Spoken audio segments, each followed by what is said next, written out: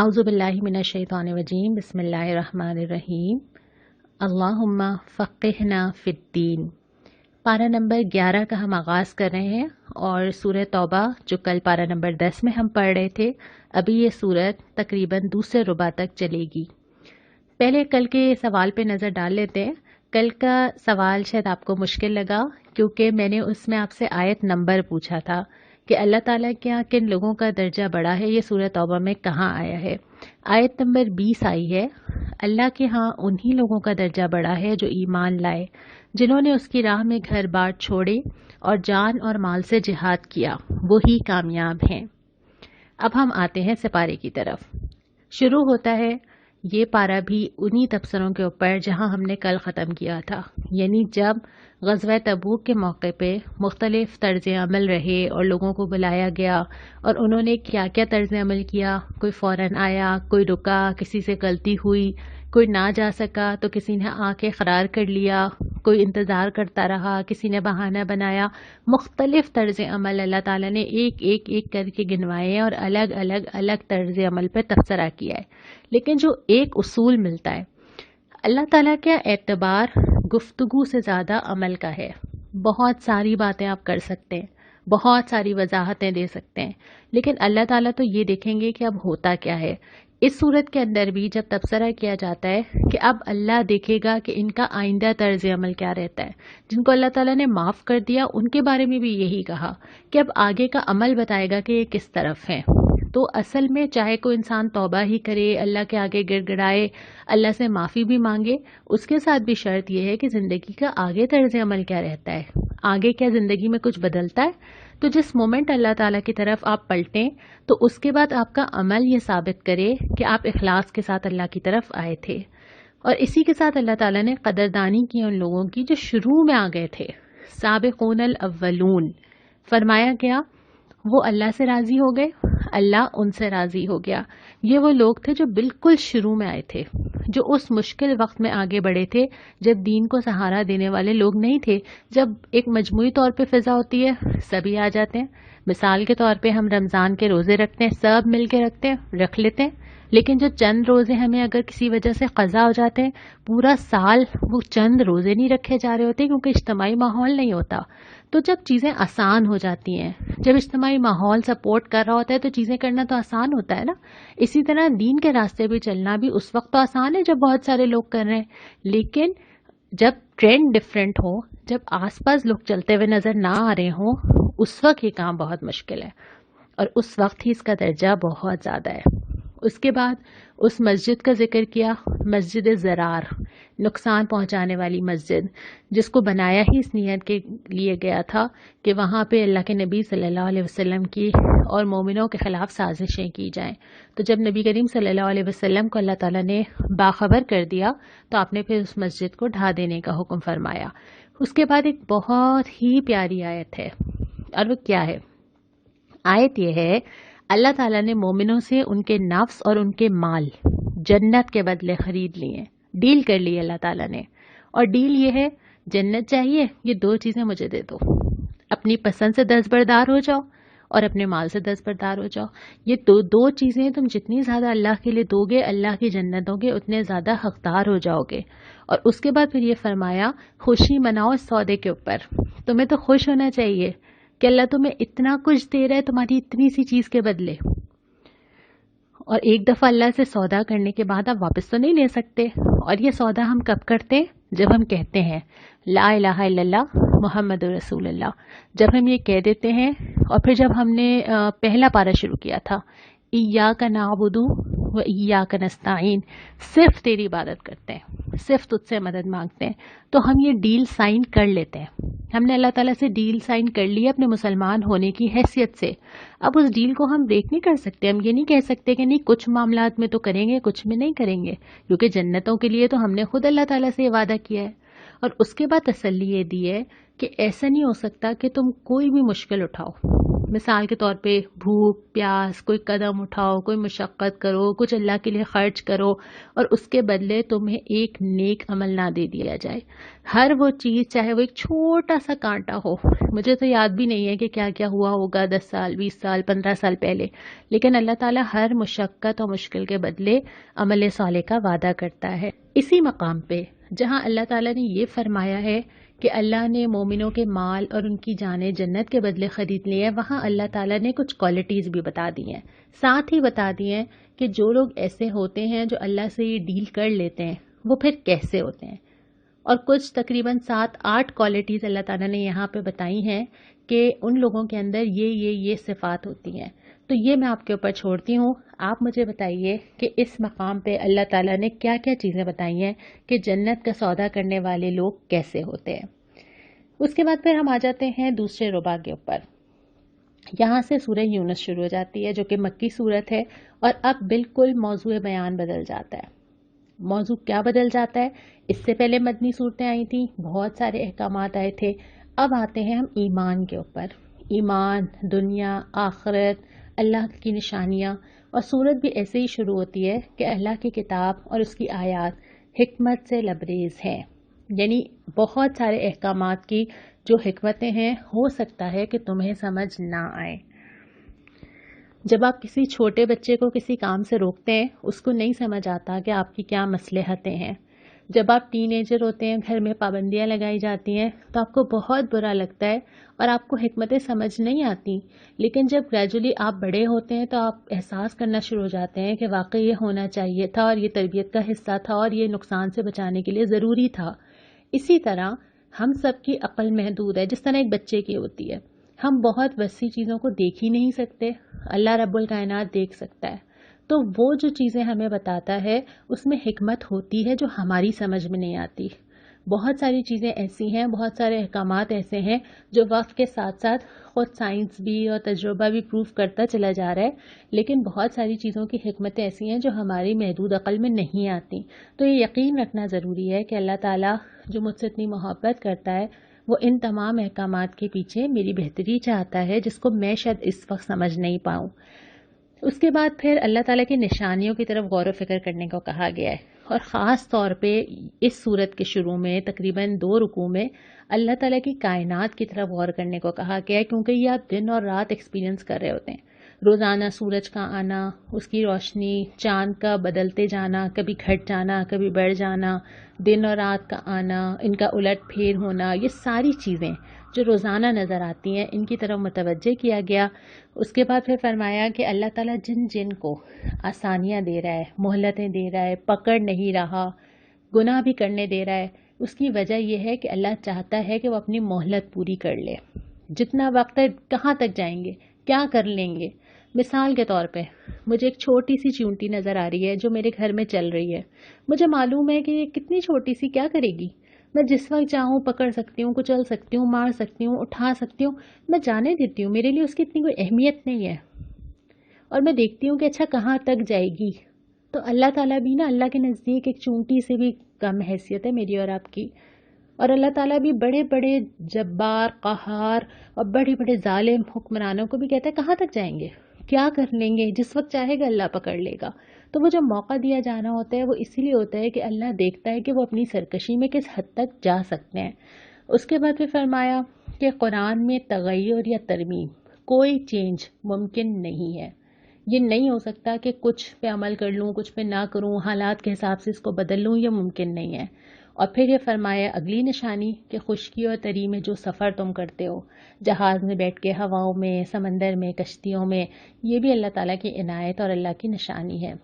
ایک اور مثال دی گئی، اور یہ مثال تو مجھے لگ رہا تھا کہ شاید مجھے ابھی جتنی سمجھ آ رہی ہے شاید 2 مہینے پہلے نہ آتی، کہ ایک پوری لہلہاتی فصل ہے.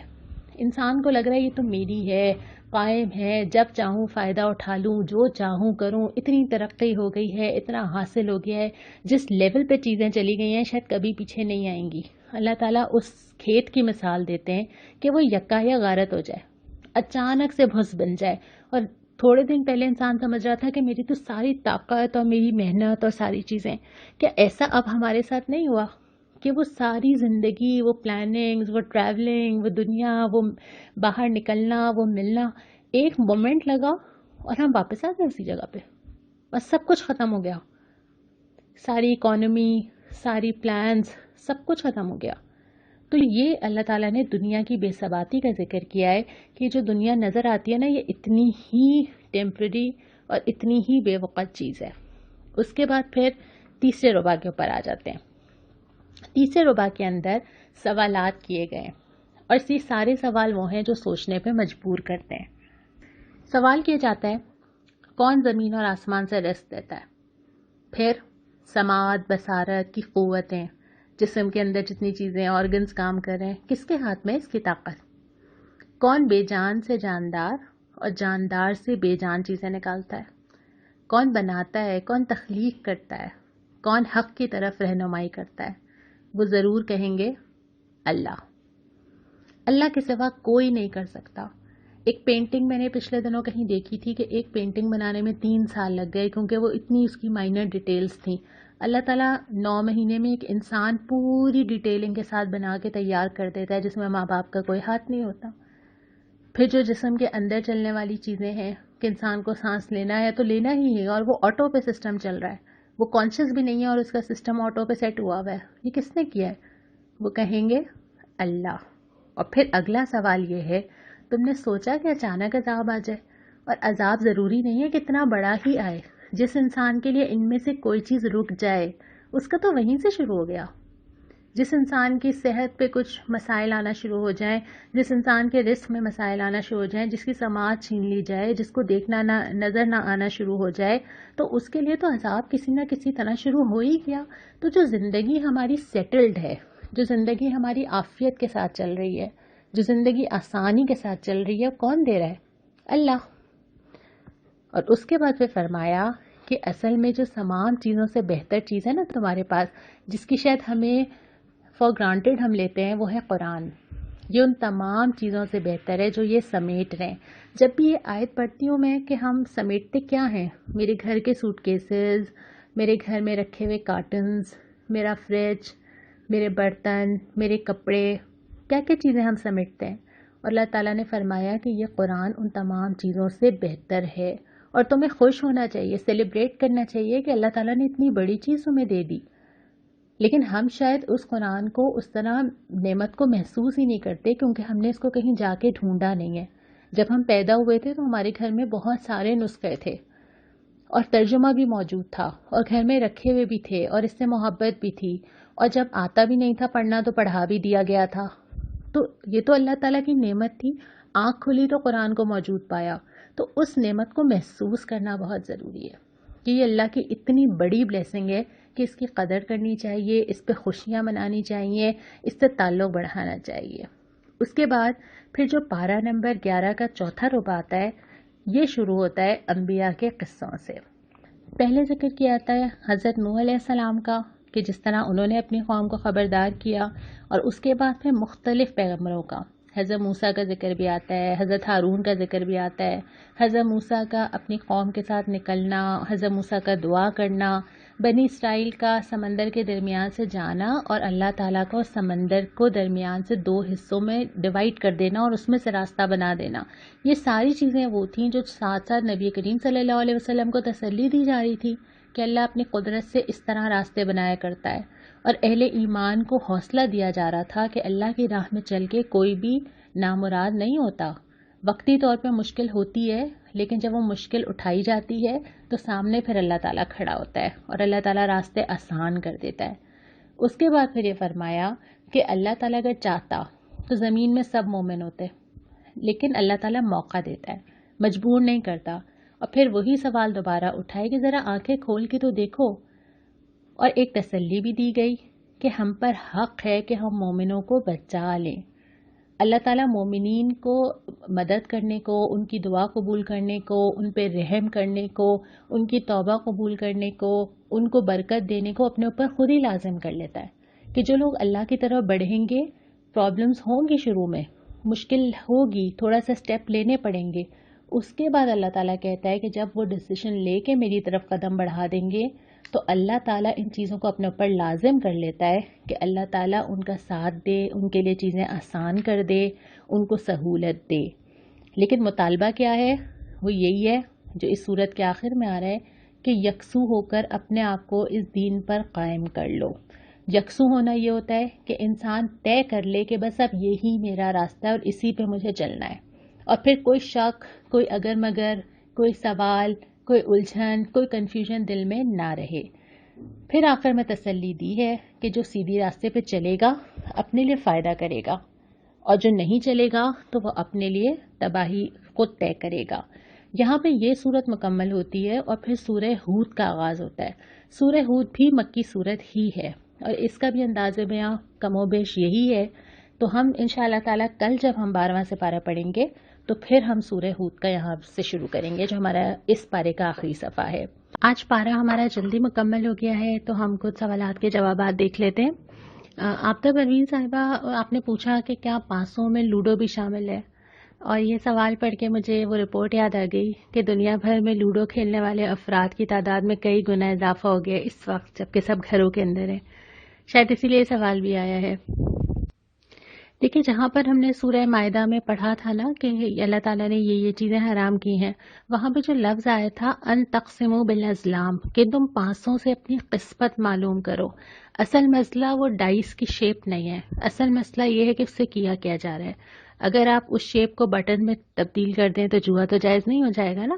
اسی طرح اگر آپ لوڈو کے اندر نمبر لانے کے لیے کوئی اور طریقہ اختیار کر لیں تو مسئلہ ڈائس نہیں ہے، بلکہ 500 سے مراد یہ ہے کہ قسمت کا حال جاننے یا لاک آزما کے پیسہ کمانے کے لیے جو چیزیں کی جاتی ہیں، اس مقصد کے لیے اگر کوئی چیز کی جائے گی تو اس میں چاہے پانسے ہوں یا چاہے نہ ہو، وہ کمپیوٹرائزڈ ہو تب بھی وہ حرام ہی رہے گی۔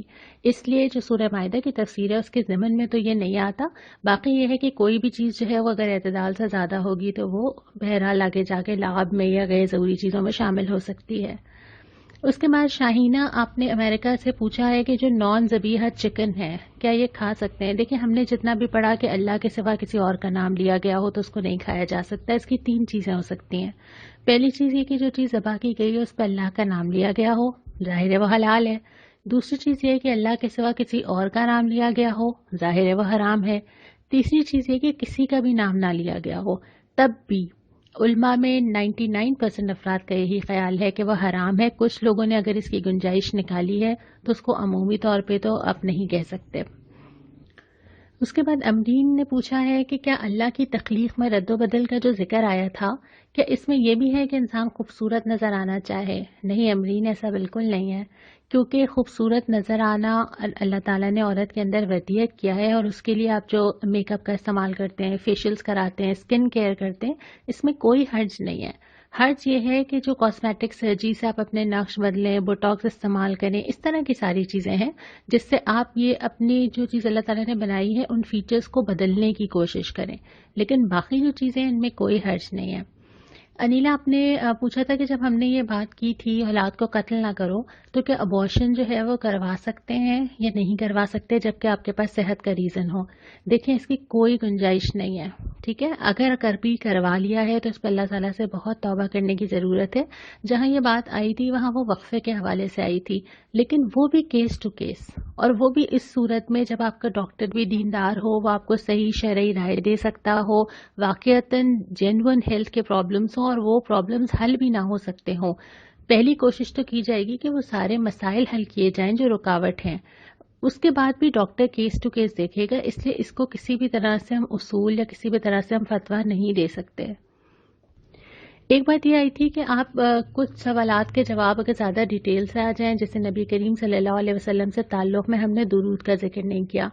اچھا، اس کا جواب یہ ہے کہ ہم جو سوال آپ سے کر رہے ہوتے ہیں وہ اسی سپارے کو بیس کر کے کر رہے ہوتے ہیں۔ اس سپارے کے اندر اس بارے میں جو بات آئی ہے نا، ہم جواب میں آپ سے وہی مانگ رہے ہوتے ہیں۔ ظاہر ہے سب کے لیے تو یہ پاسبل نہیں ہے نا کہ وہ اس ٹاپک پہ پوری اسٹڈی کریں اور ہر جگہ سے لا کے جوابات دیں۔ صرف جو سپارہ ہم نے پڑھا ہے اس میں آپ کو اس کے بارے میں کیا جواب ملا ہے۔ ایک اور سوال ہے لیکن اس میں نام نہیں لینا کیونکہ بچوں کو پتہ چل جائے گا، اور سوال یہ ہے کہ یہ آج کل کے بچے بدتمیزی کرتے ہیں، کیا کیا جائے؟ کیا بچے صرف بدتمیزی کرتے ہیں؟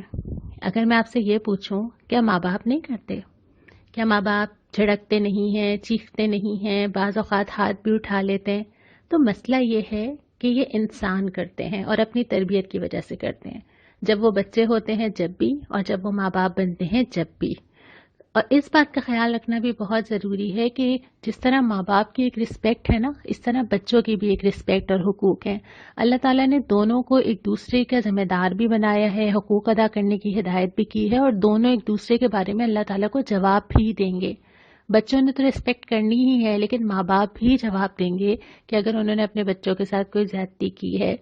لیکن عمومی طور پہ جو ہماری آج کی نئی جنریشن ہے یہ بہت زیادہ سمجھدار ہے اور یہ بہت زیادہ سوال کرتی ہے، جو پچھلی جنریشن نہیں کرتی تھی۔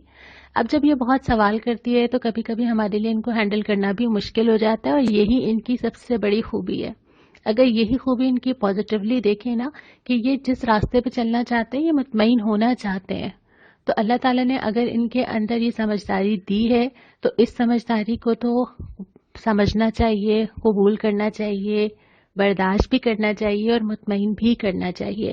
رہی بات یہ کہ ہم معاملات کے دوران جو اخلاقی حدیں کراس کر جاتے ہیں تو اس سلسلے میں دونوں کو ہی یہ یاد رکھنا چاہیے کہ ہمیں جواب اللہ رب العالمین کو ہی دینا ہے۔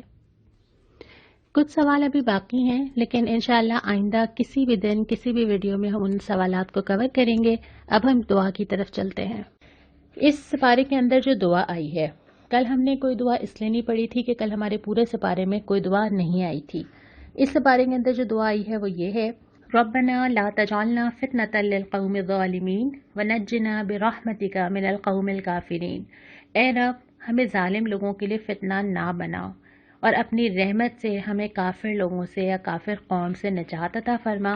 اللہ سے دعا ہے کہ اللہ اپنے دین کے راستے پہ چلنا ہم سب کے لیے آسان کرے۔ وآخر دعوانا ان الحمد للہ رب العالمین۔